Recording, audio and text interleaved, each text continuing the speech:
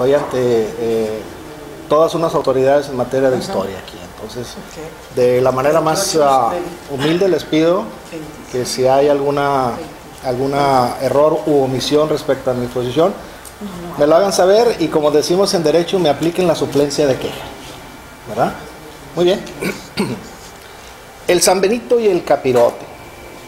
En primer lugar, les diré que esa diferenciación fonética del San Benito en lugar del San Benito es una aspiración fonética, es decir, una especie de deformación del idioma o de la palabra que se dio, así como se manejó, por ejemplo, la Vía Rica de la Veracruz y que finalmente quedó en Veracruz, etcétera, etcétera. Son aspiraciones fonéticas que finalmente así quedan. Pero entonces es el San Benito y el capirote. Antes de entrar en materia del San Benito y el capirote, sí quisiera mostrarles cómo los diferentes tocados que se han utilizado a lo largo de la historia humana tienen connotaciones religiosas, económicas, aristocráticas, étnicas, etcétera, etcétera.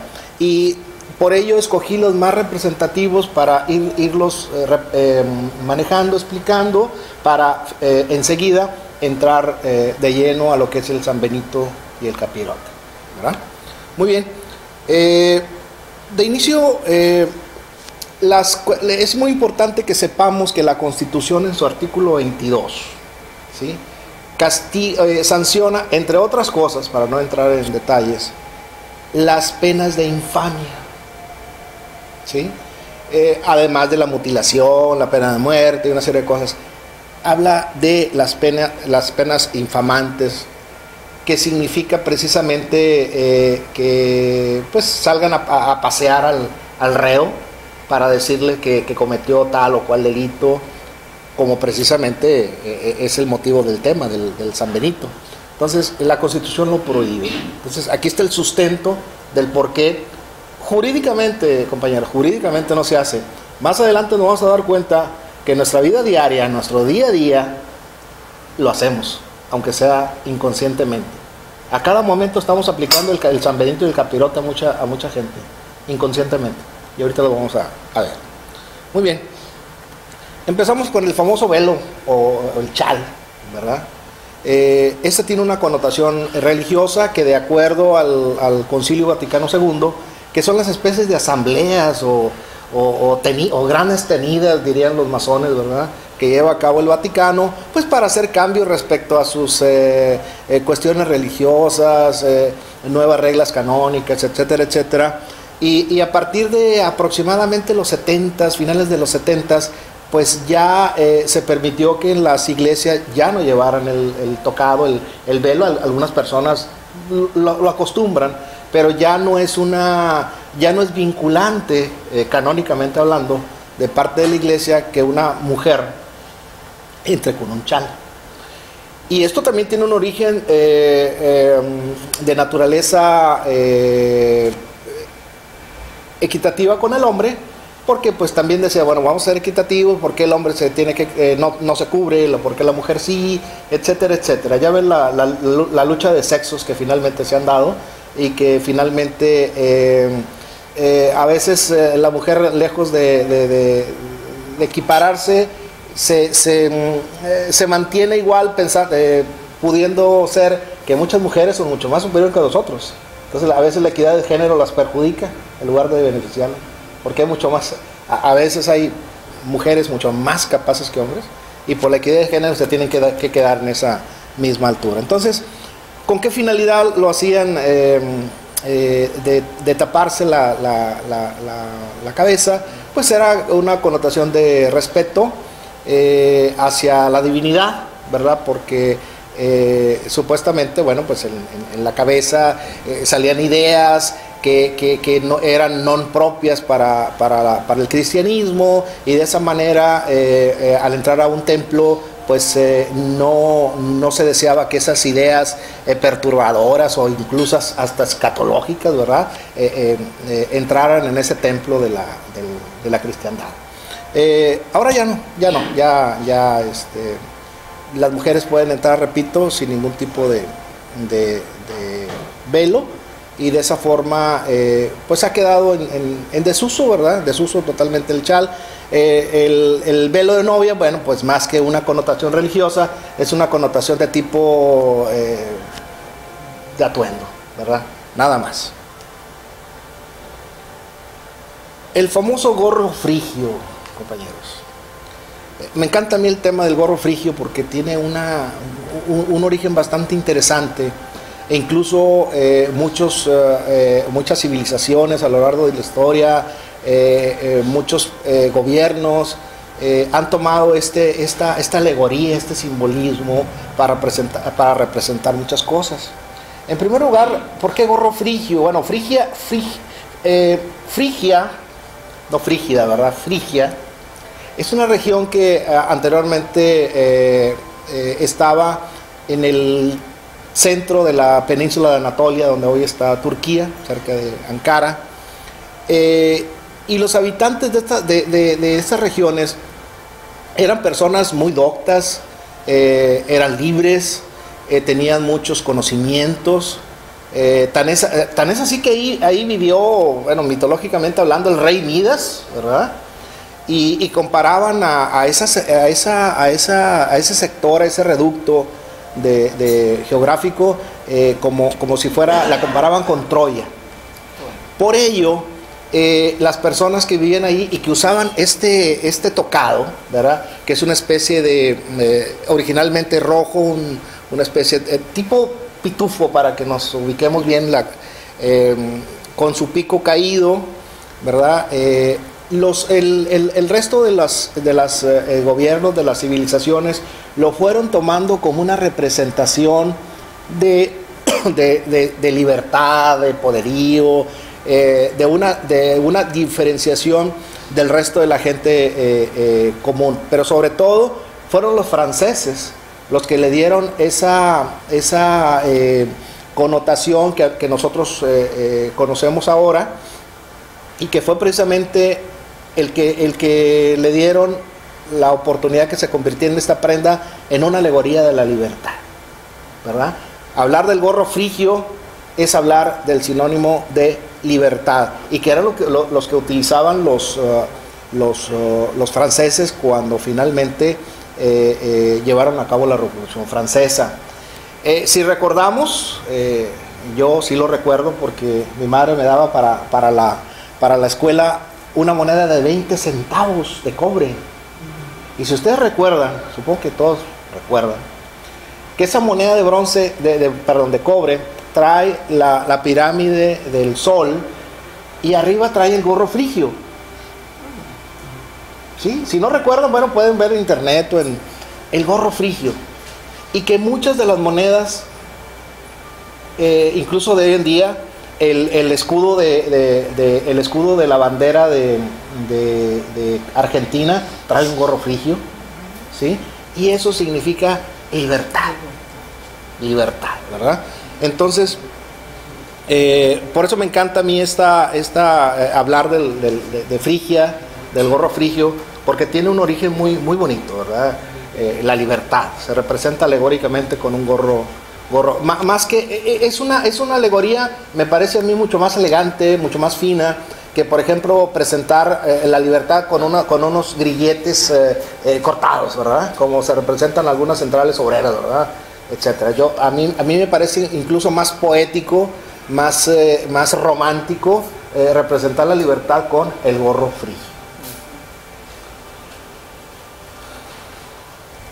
La famosa guirnalda de oliva o de laureles, ¿sí? ¿Quién no recuerda a los griegos que para representar la victoria tanto deportiva como bélica, tocaban a sus ganadores con una guirnalda compaginada entre oliva y laureles? Si nosotros visualizamos un poquito el escudo nacional, nos daremos cuenta que una mitad de la media guirnalda que tiene el escudo es de laureles, y media guirnalda, y la otra parte de la media guirnalda es de olivo, ¿sí? Que representa precisamente el triunfo. ¿El triunfo de qué? Pues el triunfo de nuestra libertad, el triunfo de nuestro país ante el yugo de 400 años de los españoles, etcétera, etcétera. Y yo creo que la mayor parte de los escudos, de las banderas, o cualquiera de los escudos, la mayor parte tiene una guirnalda de laureles o de olivo. Incluso nuestro himno nacional dice: para ti las guirnaldas de oliva, ¿sí? Es decir, una forma muy poética de decir: para ti el gran triunfo, ¿verdad? Muy bien. Incluso en las Olimpiadas de Grecia que pasaron hace poco, como una representación del país donde se llevó a cabo la primera Olimpiada, tocaban a los ganadores, además de sus medallas, con una guirnalda, ¿verdad? Entonces, la guirnalda siempre ha tenido, siempre y cuando sea de oliva o de laurel, porque hay guirnaldas de flores, hay guirnaldas como las que ponen cuando llegan a Hawái, esas tienen otra connotación, ¿verdad? Pero para que represente victoria, para que represente que una persona es laureada, de ahí viene precisamente la palabra laureado, el laureado compositor, o sea, el triunfante compositor, ¿verdad? El famoso casco del soldado, nosotros podemos, si no tenemos un conocimiento muy profuso de las normas castrenses, pues nos damos cuenta que la persona que tiene un casco es de la tropa, a diferencia de la persona que trae una gorra, ¿verdad? Aquí está, me la prestó el hijo de Fidel Castro, el que trae una gorra sabemos que es oficial, no es tropa, ¿verdad? Entonces ahí ya está adoptando una posición de jerarquía, ¿sí?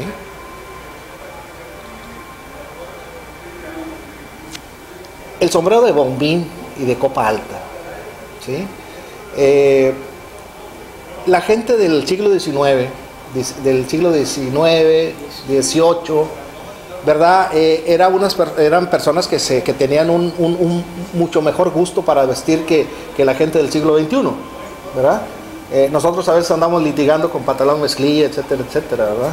Pero la gente del siglo XVIII, XIX, un sombrero de bombín o de copa, dependiendo del lugar o donde fueran, le daba aristocracia, le daba estatus, ¿verdad?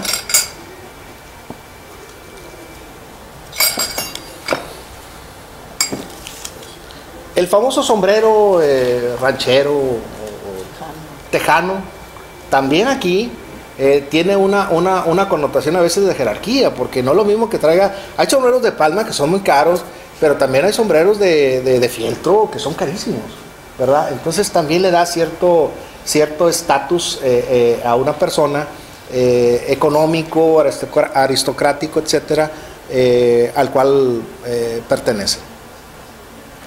El hueso que portan las mujeres africanas, aquí obviamente no tiene una connotación económica ni de jerarquía, pero sí representa diferentes etnias o diferentes simbolismos religiosos, ¿verdad? Es una tradición que de manera alegórica se represente al africano con un hueso en la cabeza. Incluso en los Picapiedras, no sé si es Vilma o la otra, la esposa del otro monito, trae un huesito, ¿verdad? Representando o recordando estos, aunque no son negros, ¿verdad? Pero no son africanos. El famoso penacho de de Moctezuma, del cual hablaba la vez pasada otro de los compañeros. Sabíamos que era el símbolo del imperio, ¿verdad? Nadie más podría portar ese tocado tan especial. Yo creo que los más conocidos de los tocados pues, son las coronas y las tiaras, ¿verdad? Si a alguien le preguntan sobre el tocado más conocido y que da estatus, que da poder, etcétera, hablamos de una corona, ¿verdad? Y aquí tenemos las coronas. Y pues no podíamos dejar atrás la famosa mitra, ¿sí? La mitra, muchachos, bueno, perdón, estoy acostumbrado a hablar con los muchachos de la universidad, pero bueno, también son muchachos, ¿no? Sí. Si se fijan, la mitra tiene una formita triangular muy parecida al capirote, que más adelante vamos a ver, porque el capirote también tiene una esencia religiosa. Y pues sabemos que representa la jerarquía del mal dicho, para mí, Santo Padre, ¿verdad? Porque para mí es un jefe de Estado, el señor Bergoglio, ¿verdad? Es un jefe de Estado y pues para mí no tiene ningún tipo de santidad, digo, guardando el respeto que todas las religiones me parecen. Pero sí representa una jerarquía, la jerarquía eclesiástica más alta del mundo católico. Religioso. Así es. No podría dejar tampoco pasar el birrete, ¿sí? El birrete que desafortunadamente se ha generalizado y le han dado ya un uso muy genérico, siendo que el birrete es distintivo, o sea, por definición, el birrete es de la abogacía. No es que ahora se lo ponen a los niños del kinder y a los que estudian belleza y a todo el mundo. Ya le dan una connotación de académica, ¿sí? Pero el birrete representa la autoridad, la más alta autoridad de un tribunal, que es el juez. Hoy en día, a partir del año pasado, que ya entraron en vigor los nuevos juicios orales, ya la ley le obliga al juez del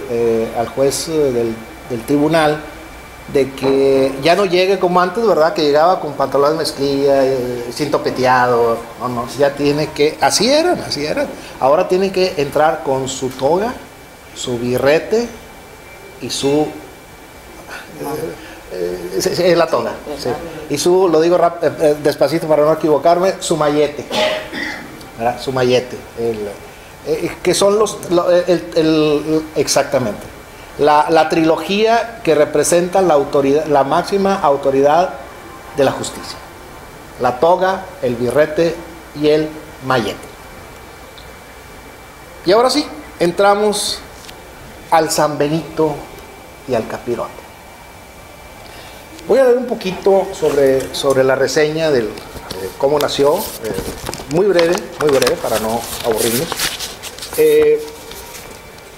Si nos damos cuenta, aquí estaba formado el San Benito, estaba formado una especie de mandil como las que usan las muchachas de las maquiladoras o las del Super 7, etcétera, o sea, abierto por los costados, y el capirote, que era un gorro generalmente, un gorro capuchón, ¿verdad? Que más adelante vamos a ver también que tiene mucha identidad con los capuchones que utilizan en las procesiones de Semana Santa, ¿verdad? Todo esto está ligado, ¿verdad? Los que usan también los miembros del Ku Klux Klan, ¿verdad? Los verdugos, ¿verdad? Todas estas personas utilizan ese tipo de atuendo de la cabeza, y vamos a saber por qué. Aquí más en detalle tenemos el San Benito, que se acostumbraba a ponerle los delitos los cuales se le imputaba al inculpado, al acusado, ¿verdad? Y además le ponía, no sé, violador, ladrón, etcétera, etcétera. O sea, todo su San Benito lo traía anotado con los delitos que había cometido. Y amén de eso, acostumbraban a pasearlos en una cárcel rodante, ¿sí?, por todo el pueblo, para que todo el pueblo lo vituperara, lo golpeara, lo lapidara y quedara en vergüenza. Eso es lo que se llama la infamia, ¿verdad? La infamia, la vergüenza pública, para que esta persona, además de tener el castigo físico que tenía, de latigazos, de flagelados, etcétera, etcétera, también tuvieran una sanción mental, ¿verdad? Porque no es lo mismo que en privado nos digan que somos ladrones, a que nos saquen a pasear en una cárcel rodante y nos digan, este es un ladrón. Entonces, eso, de acuerdo a la Constitución, les decía al principio del artículo 22, está prohibido las penas de infamia, las mutilaciones, etcétera, etcétera. Bueno, vamos a leer un poquito de esto. Colgar el San Benito colgar el San Benito, origen y significados. El San Benito en sus orígenes fue una especie de saco bendito. De ahí viene San Benito Benedictus, que significa bendito, ¿verdad? Porque era previamente bendecido por un sacerdote. Fíjense ustedes qué contrariedad. El San Benito, antes de ponérselo a aquella persona que generalmente estaba condenada a muerte, era bendecido. O sea, es una verdadera despropósito que usaban los cristianos primitivos durante su penitencia. Se colgaban sobre el pecho y la espalda a través de una abertura por donde se metía la cabeza. Los monjes benedictinos de la Orden de San Benito, de latín benedictus, que significa bendito, fundada a principios del siglo VI, llevaban una vestimenta similar, un ancho escapulario que portaban por encima del hábito, al que se le llamó San Benito, y luego San Benito, como les decía, por aspiración fonética. En la Edad Media, la Santa Inquisición convirtió a los sanbenitos en la túnica de la infamia, el símbolo de la humillación pública que los condenados por herejía eran obligados a llevar. Esta vestimenta era generalmente de lana, de color amarillo, estampada con la cruz de San Andrés, que significaba la humildad y el sufrimiento, pero también con llamas de fuego, demonios y grafías que aludían al tipo de condena a que sería sometido el reo. Además del San Benito, los sentenciados llevaban una coraza, un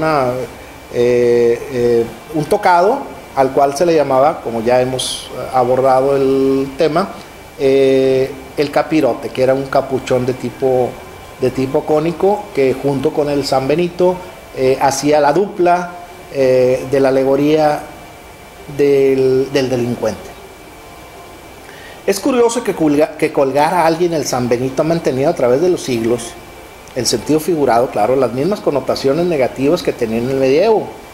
Durante la Santa Inquisición, muchos de los acusados fueron injustamente condenados por brujería, quiromancia, blasfemia. Literalmente se les colgaba el San Benito y se les hacía pagar el castigo pese a su inocencia. Bastaban solo tres acusaciones para que alguien fuera investigado. Fuera cual fuera la condena, pena de muerte, destierro, prisión, flagelación, el procesado estaba obligado a llevar el San Benito como auto de fe en el momento de la ejecución. Esta descripción ejemplifica uno de los significados que recoge la Real Academia de la Lengua Española, vigente en la actualidad, donde para denotar que una persona se le está imputando algo, o como coloquialmente decimos nosotros, se le está cargando el muertito. Entonces, para decirlo de una forma más elegante, más fina, decimos, se le está colgando su San Benito y su capirote, ¿verdad? Muy bien, entonces esa es la connotación que hoy en día le damos al San Benito y el capirote. Obviamente es una locución bastante, ¿cómo podríamos llamarle? No común, no común, pero en el alto periodismo, entre la gente culta, se utiliza mucho el término, ¿verdad? En lugar de decir se le cargó El payaso, incluso el coloquio dice eso, la voz coloquial. Podríamos utilizar, se le impuso su San Benito y su capirote. Y lo seguimos usando, si no fonéticamente, mentalmente, ¿verdad? Hablamos de alguien y de manera simbólica le colgamos su San Benito, ¿no? Pues tal persona es un borracho, es un ladrón, es un infiel, es un lo que sea. El San Benito y el capirote, aunque no de manera física, pero sí de manera mental, se los seguimos cargando a la gente. Voy a leer también un poquito nada más, ya para finalizar mi exposición y dar oportunidad a que ustedes podamos hacer una lluvia de ideas al respecto del origen del capirote dentro del cristianismo, ¿sí? En la Santa Inquisición, la ominosa Inquisición, donde sabemos todos nosotros que se condenaba a la gente, no, se le condenaba sin prueba alguna, ¿verdad? Entonces, fue en la Inquisición de la etapa medieval donde se generalizó más el uso del San Benito y el capirote, y donde los verdugos empezaban también a usar este capuchón, más que como un simbolismo. Los verdugos lo utilizaban, lo utilizaban para esconder su identidad, como ahora lo hacen los miembros de las Fuerzas Armadas, para ocultar su identidad y no ser sorprendidos por ahí por los capuchones, que son muy intimidantes. Una cara donde solamente se ven los ojos es muy intimidante, El origen del capirote o capuchón está en los comienzos de la Inquisición, cuando a las personas que estaban castigadas por motivos religiosos se les imponía la obligación de usar la prenda de tela que les cubría el pecho y la espalda, y un cucurucho de cartón en señal de penitencia. Aquí no se utiliza mucho la palabra cucurucho, compañeros, pero en Cuba, por ejemplo, ya hay una canción que dice el cucurucho de maní, que es el conito que nosotros conocemos y que nos vendían aquí en el parque de béisbol. El barquillo, ¿verdad? Un barquillo, el cucurucho. Bueno, el capirote tenía la forma de un cucurucho. Salud. Dependiendo pues, de la tela con que sea. Algunos estaban un poco caídos, algunos estaban un poco flácidos, etcétera, pero siempre con una connotación o con una finalidad de denostar o de infamar a la persona que lo portaba.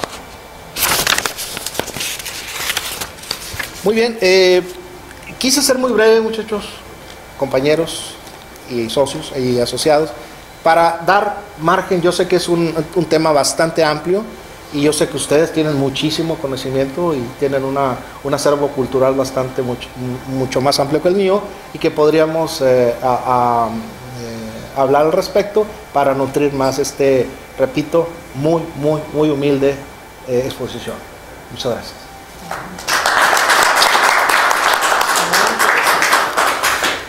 Adelante. Sí, señor. Bueno, lo de cucurucho es que sencillamente es un papel hecho un cono. Se vendía no nomás el maní, sino cualquier cualquier cosa. Es la brillantito que yo creo que todavía se sigue usando, ¿verdad? el cucurucho. Menos ahora, pero era muy común comprar y que le hicieron un cucurucho. Y en lo que se refiere al uso del capirote en la cosa educativa, ¿no? Inclusive la palabra tonto de capirote, que era infamante y que yo no sé qué tanto se usó en las escuelas para castigo de los cuando un estudiante no hacía la tarea o era indisciplinado, un castigo era ponerlo en una esquina y ponerle un cono, el capirote, ¿verdad? Como algo infamante, ¿verdad? Somos un castigo. Cosa que ese castigo, pues en este momento, pues es algo totalmente desconocido, inaudito. Y es incluso motivo de un delito. Sí, sería un delito, ¿verdad? Sí, muy bien. Muchas gracias. Maestro Ganarte.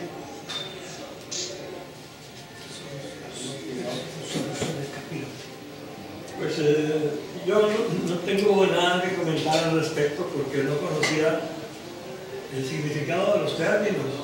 Y qué bueno que usted ya lo explicó, porque en el capirote, como todos sabemos, tenemos una idea de lo que es el capirote y el otro es el San Benito. Por eso el San Benito le decíamos. Sí. Pero bueno. Ya podemos empezar a poner el San Benito. El San Benito. Pero podríamos hacer también una elucubración respecto a la palabra capirotada. Si tiene alguna relación con capirote. Sí. Sería interesante ver. Sería interesante ver. Qué bonito que será por Pues sí, ¿verdad? por la Muy dulce castigo. en la cuaresma se utiliza. Sí, será por eso, porque es en la cuaresma o porque es una revoltura. Yo tengo la idea de que el capirote es sucio, o sea, físicamente o Porque es un revoltijo. o muy informe Sí. en los colores. Sí. Y la capirotada es precisamente un revoltijo. Sí, un revoltivo. Hasta ahorita Sí, comentar que en las festividades de la Semana Mayor, en las procesiones, desfilan encapuchados con un capirote. Así es. En Tasco, generalmente en San Luis Potosí, son las procesiones del silencio más impactantes.